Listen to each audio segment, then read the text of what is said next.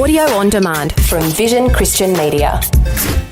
Jesus said, "If you hold to my teachings, you are really my disciples. Then you will know the truth, and the truth will set you free." During the Second World War, a church in Strasbourg was destroyed.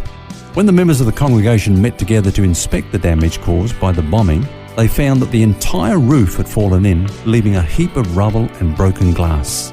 Much to their surprise, however, a statue with outstretched arms that had been carved centuries before by a great artist was still standing erect. It was virtually unharmed except that both hands had been sheared off by a falling beam. The people of the congregation made inquiries with a local sculptor whether the hands could be replaced. He said that they could and was even willing to do the work for free. The congregation discussed this incredible offer, yet decided against it, stating that they felt that the statue without hands was the greatest illustration possible that God's work was done through people. We are His hands and feet and mouth and eyes. As we've often heard, it's not our ability that God uses, but our availability.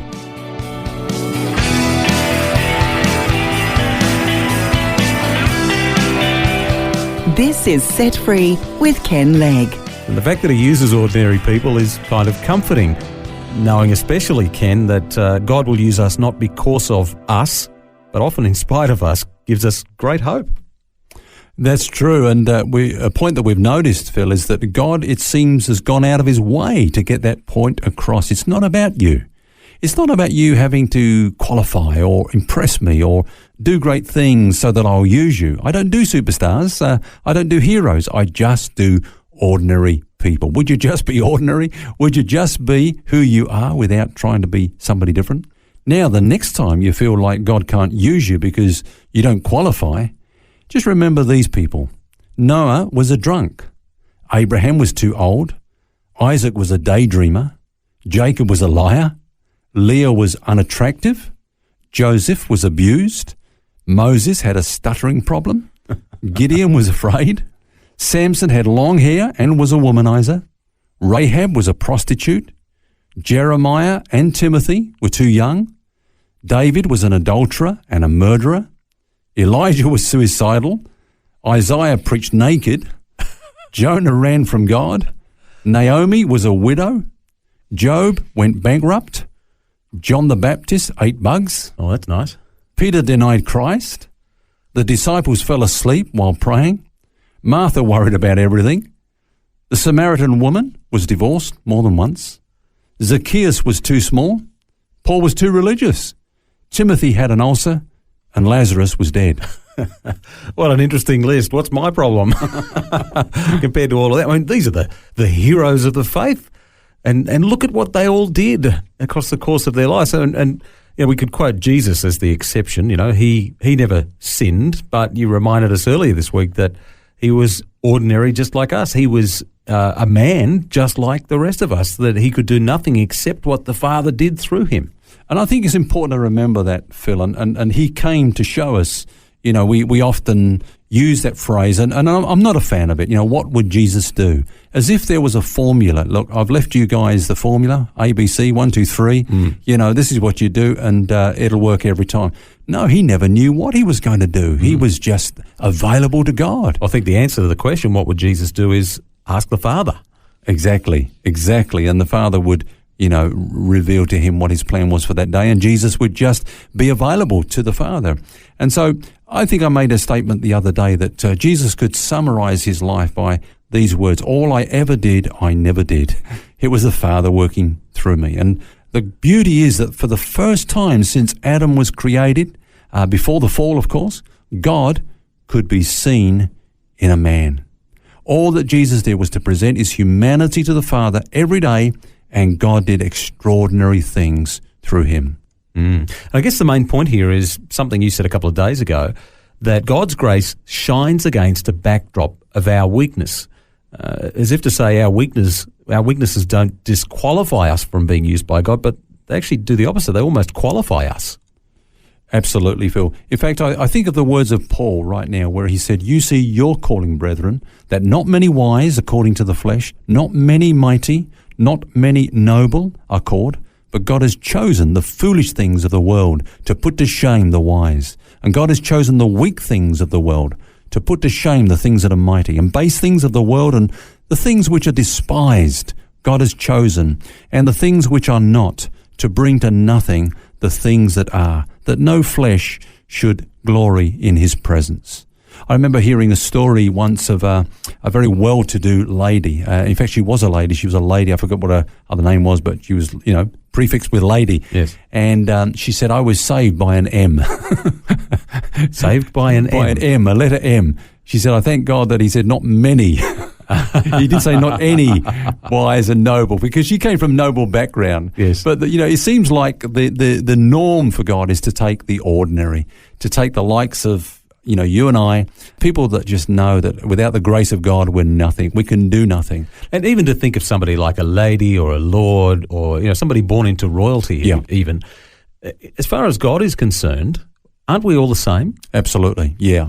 And so it's only a thing of perception. Like, in society we have classes, so we do tend to feel inferior to those that are above us in, this class sort of grading system that we have. But as you say, in the eyes of God, we're just humanity.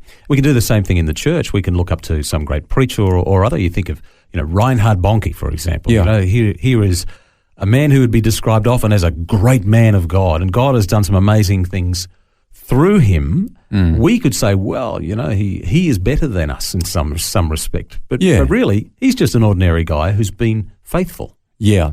And I think, sometimes we use terms like, wow, that guy is really anointed.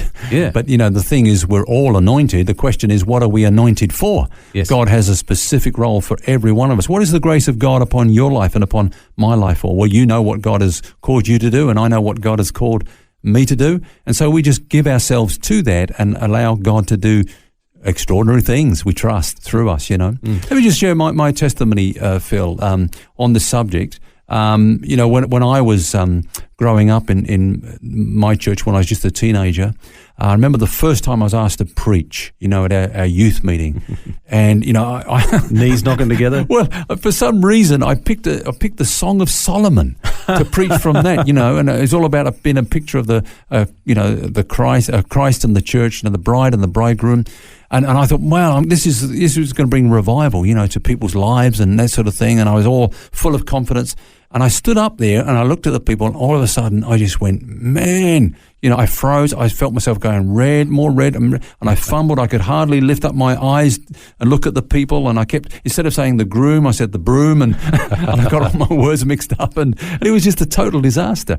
And my youth leader said to my good friend, Pastor Len McGee, who is now a pastor, he said, man, he said, God is going to have to do something special in Ken if he ever does go to Bible school and makes it into the ministry. Well, Phil, here I am now, 38 years being a pastor, by the grace of God, written books and produced CDs and DVDs, by your kind invitation, been on Christian radio, been on Christian TV and all this sort of thing, been to several countries of the world, preaching the gospel, teaching the grace of God and so on.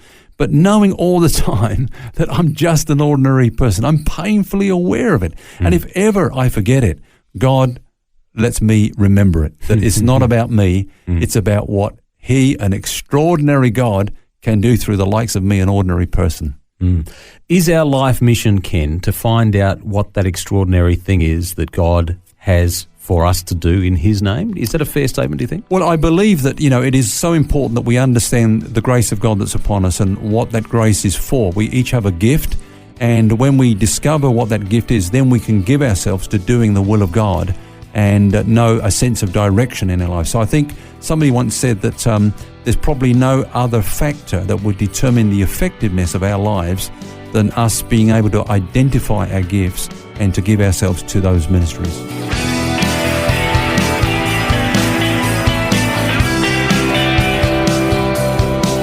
Well, that brings us to the end of our series this week. Hope you can join us next week when we start a brand new one. Until then, remember, you don't have to carry that baggage. God wants you to be set free.